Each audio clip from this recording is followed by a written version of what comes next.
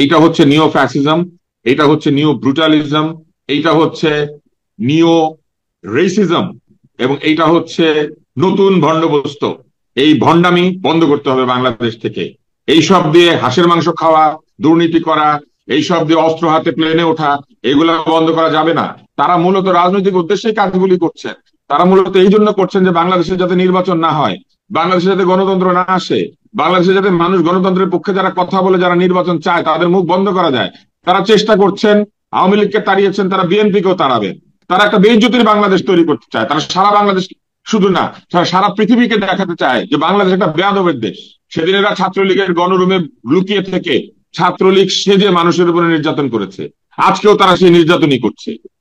এরা যখন ছাত্রলীগের ভিতরে থাকে তখনও নির্যাতনকারী, এরা যখন নিজেরা দল বানায় তখনও নির্যাতনকারী। বাংলাদেশে জন্ম নিয়েছে, এই বাংলাদেশ আমাদের, এই বাংলাদেশ কারো বাপের না। I challenge everybody to face me, face to face, and to debate me.